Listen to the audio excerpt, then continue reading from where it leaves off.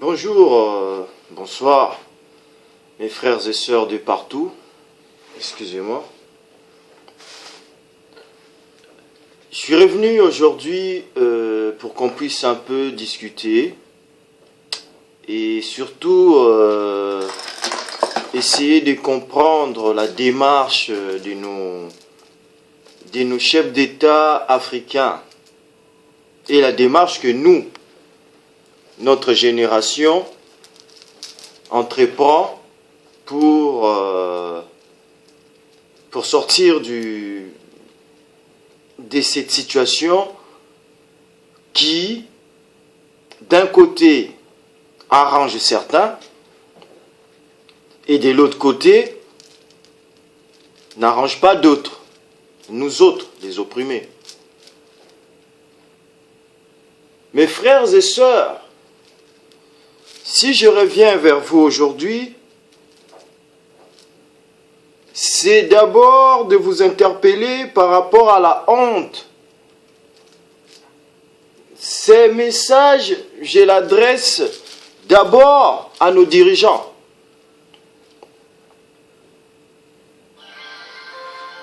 Je l'adresse d'abord à nos dirigeants pour essayer de comprendre c'est quoi votre démarche. Vous venez diriger de votre sécurité, on le sait, vous et moi, on le sait très bien que nos bourreaux, les gens qui ne veulent pas voir l'Afrique debout, les gens qui continuent à déstabiliser nos pays, ce sont ces gens-là. Principalement la France, qui ne peut pas vivre, qui ne peut pas exister sans l'Afrique.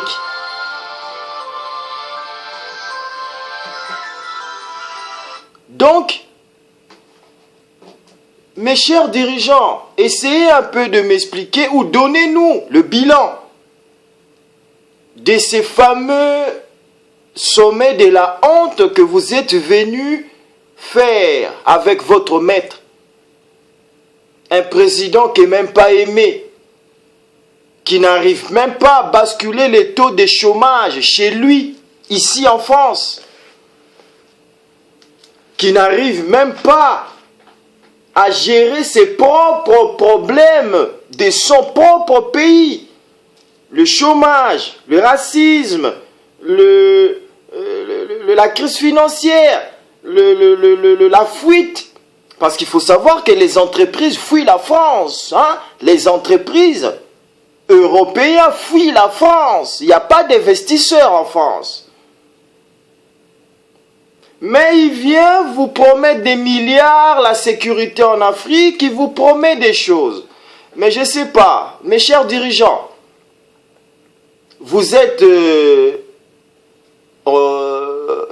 éduqués ou vous étiez à l'école quand même. Est-ce que c'est à nous... La batterie a chargé à... C'est à nous de vous faire comprendre que ces gens-là jouent avec l'avenir de notre avenir. Ils ont joué avec, ils jouent avec et ils continueront de jouer avec. Est-ce que c'est à nous de vous dire ça? Biya, Bongo, Kabila, Zuma, tous les présidents africains qui font semblant de diriger leur pays et pourtant vous dirigez rien du tout. La preuve, vous avez tous fui comme des mendiants en train de quémander des pièces de monnaie ici à l'Élysée parce que le maître veut discuter de la sécurité de l'Afrique. Mais quand est-ce que ces gogoles d'Hollande va convoquer l'Amérique, par exemple, pour sa sécurité? Ou l'Asie, même l'Asie, où il y a Palestine, Israël, qui sont en train de se tuer tous les jours, l'Israël qui bombarde des bébés des hôpitaux tous les jours, la Syrie, on ne sait même pas où mettre la tête, l'Afghanistan, c'est carrément le tiroir de l'opium. L'Amérique a fait la guerre pour carrément contrôler le marché de l'opium mondial. Et voilà la France qui continue à déstabiliser nos pays pour envoyer ces petits cadogos là, ces troupes en disant maintien de la paix. Maintien de la paix de quoi? La France a maintenu la paix sur quelle planète? Sur quelle planète la France a maintenu la paix? Sur quelle planète la France a gagné la guerre? Sur quelle planète la France je ne sais pas, a sémé l'espoir dans le cœur des gens, si ce n'est le contraire?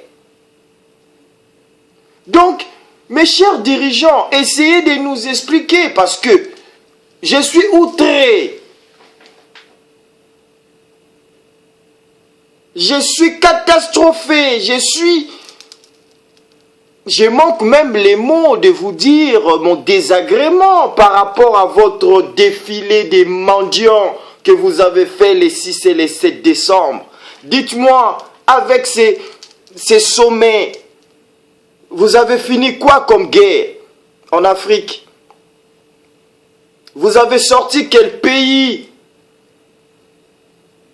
du chaos?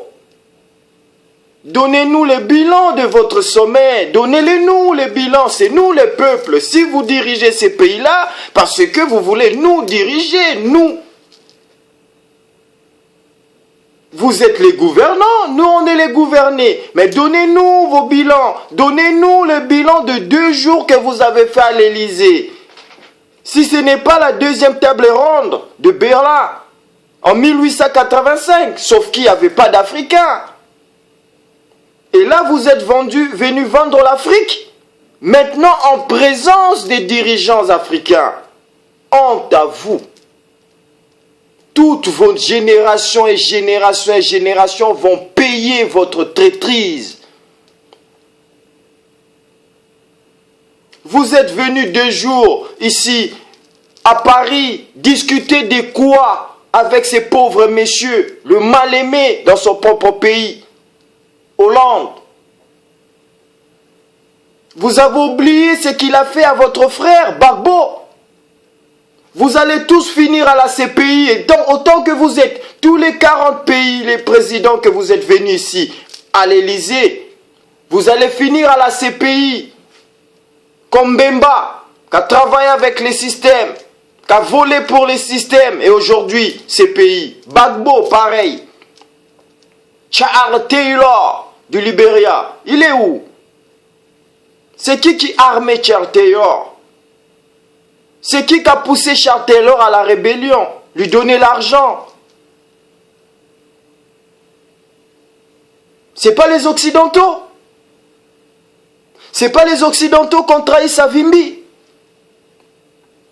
C'est pas les Occidentaux qui ont trahi Biko, Nkrumah, Lumumba, Sankara?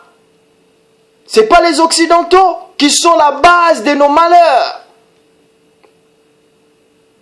Même si la responsabilité nous incombe tous, on est responsable d'un côté.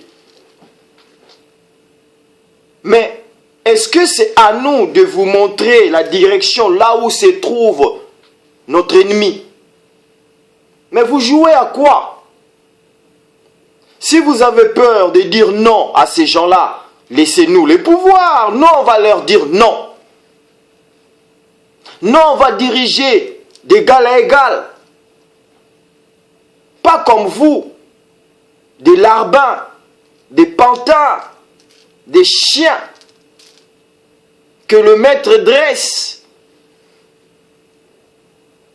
Là, je reviens vers nous, nos frères à nous, pour que le message soit court, précis et direct. On a vu, on a compris que nos dirigeants ne sont pas avec nous. Ils viennent discuter de quoi en France? Nos situations à nous, noirs en France, on les connaît. On n'a même plus à les écrire ou à les citer. Discrimination sauvage.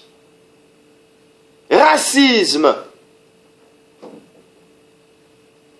Communautarisme. Ils nous accusent, nous les noirs, d'être communautaires, mais c'est eux en fait. Ils se barricadent derrière leur tour, maison. Ils viennent, ils te caressent au sens du poil, mon ami, mais dès que tu tournes les dos, ils te fusillent. C'est ça le français. Mes frères, si on continue de suivre ces dirigeants-là, on est mal barré. Si on continue de voir de l'espoir dans nos dirigeants, on est mal barré. Parce que si nous, le peuple, on a compris qui est notre ennemi, mais eux qui sont au sommet avec tous les moyens, l'argent, tout ce qu'ils ont du pays, qu'ils sont en train d'abuser, de piller, est-ce qu'ils ne peuvent pas savoir d'où vient le malheur de nos pays africains?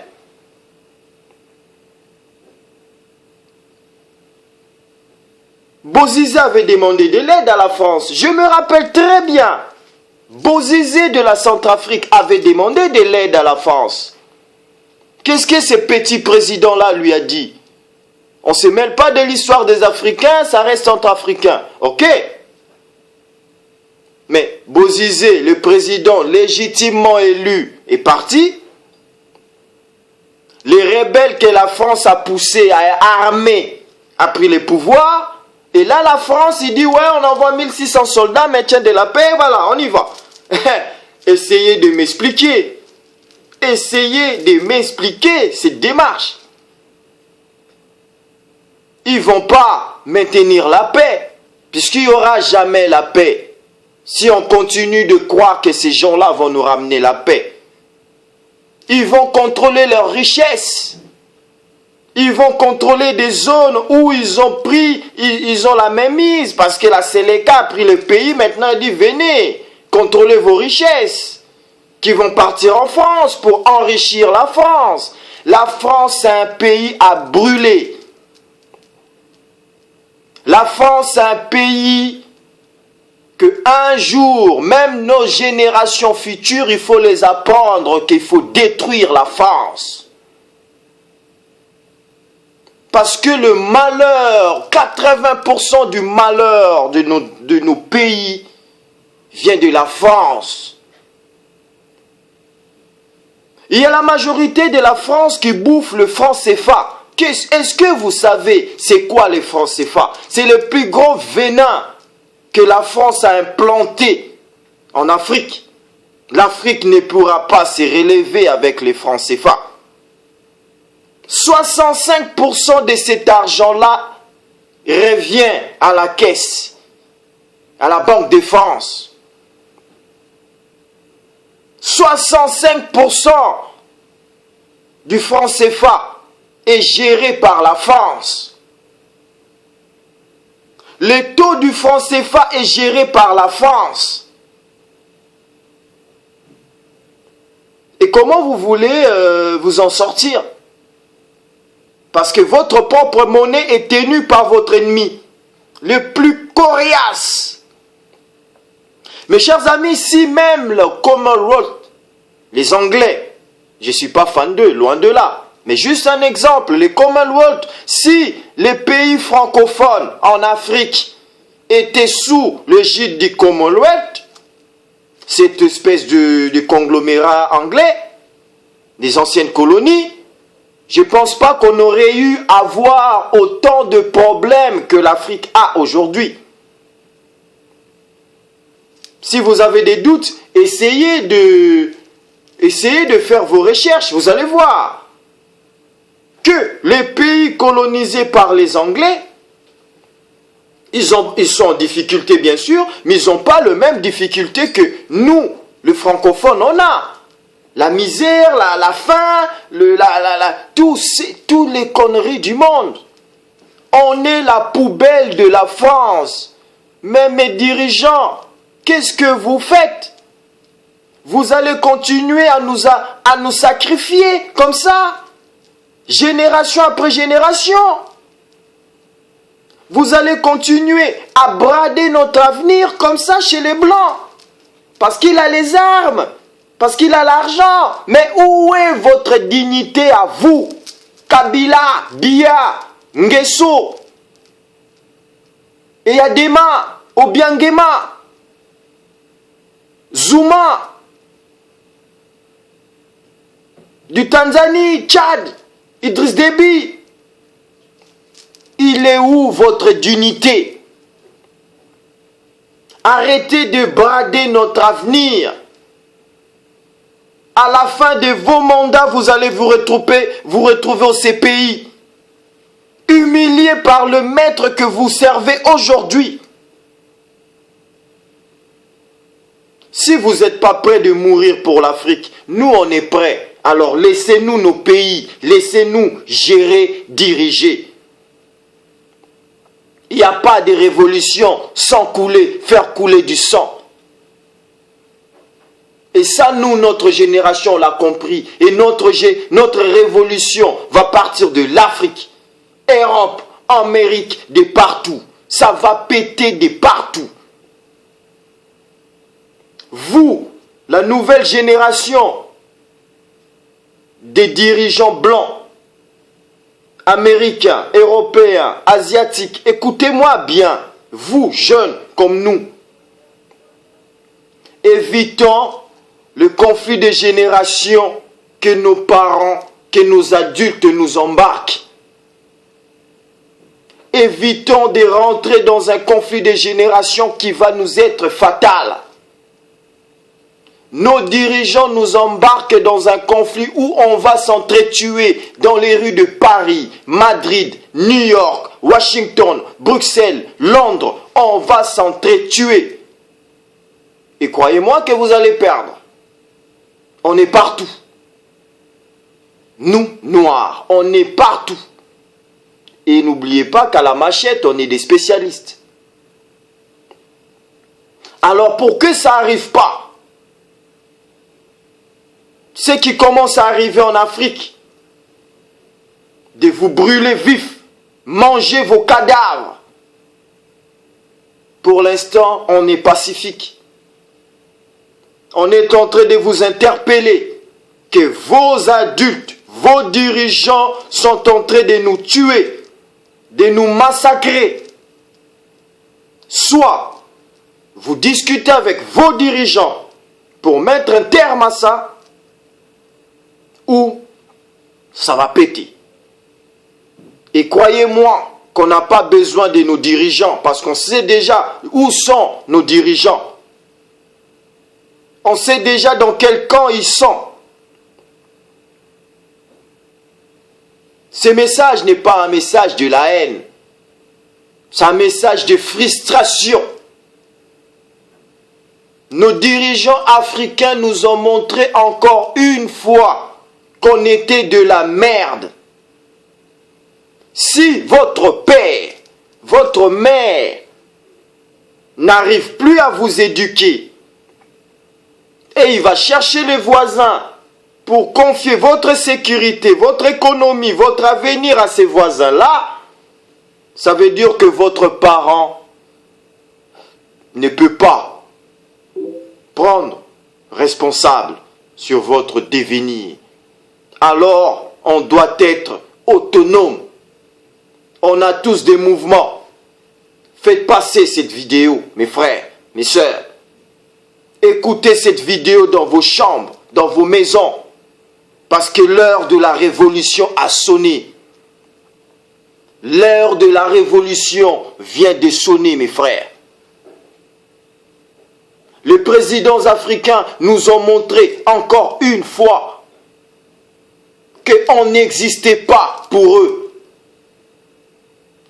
C'est que eux, leurs petites personnes, leurs familles, leurs enfants et leurs dirigeants qui existent, comment ils peuvent venir discuter de notre sécurité chez la personne qui fait qu'on n'ait pas de sécurité en Afrique?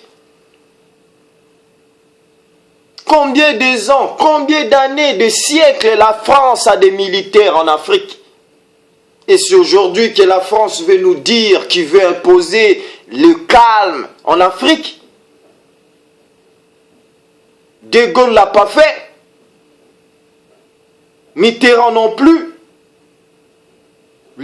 feu sanguinaire après Napoléon, dans l'histoire de la France, Mitterrand et De Gaulle, qui ont fait que l'Afrique soit pillée avec le néocolonialisme qu'ils ont appelé la France-Afrique. C'est De Gaulle.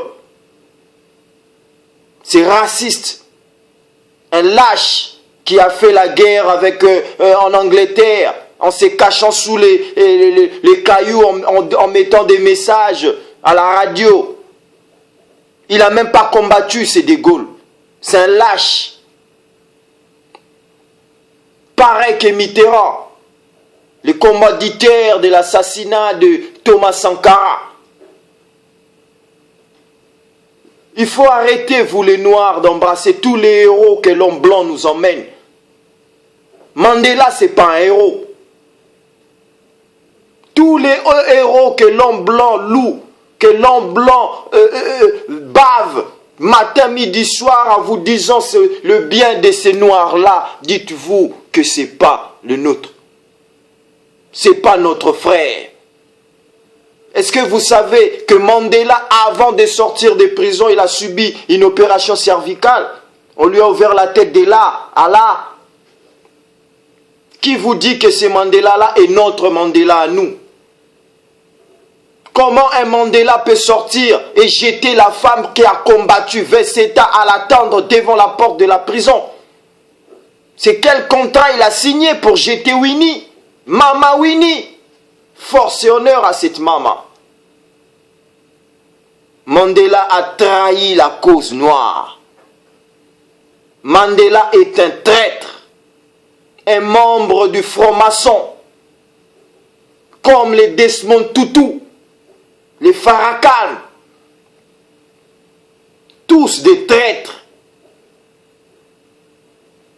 Tous ils sont en connivence avec le système. C'est qui a fait tuer Malcolm X? Elijah Mohamed, Farrakhan. Arrêtez de suivre les faux prophètes, mes frères et sœurs. Arrêtez de suivre des gens avec des beaux discours, mais qui sont faux. En profondeur, préparez-vous à la révolution. Dans les rues de Paris, Madrid, Washington, Kinshasa, Malabo, Bangui, Abidjan, Londres, Bruxelles, Madrid, ça va péter de partout. Où il y a les Noirs, où il y a les Kémites, ça va péter de partout. Et ça, c'est une mise en garde. Arrêtez-moi. Interdisez-moi de sortir de je sais pas d'où. Mais dites-vous, il y aura 10 000 Lumumba derrière qui sont en marche et en garde à vous. Les dirigeants africains sont venus nous montrer leur lâcheté, qui sont incapables de sortir même un pays de 1 million d'habitants. Ils doivent courir derrière leur maître. Nous, notre maître, c'est celle Dieu de nos ancêtres. Nzambe Ampungu, Nzambe Tulendo. Je pense qu'on s'est compris, mes frères. Ayons ce courage-là de rentrer en contact. Qu'on s'appelle. Qu'on puisse créer des projets. On ne peut pas continuer comme ça, mes frères. Prenons ces temps-là, de s'asseoir, de parler, mettons des projets sur place et mettons le feu dans la baraque. Mettons le feu dans Babylone. Parce que c'est que comme ça, on aura notre salut et notre liberté. Mes frères et sœurs, si vous m'écoutez,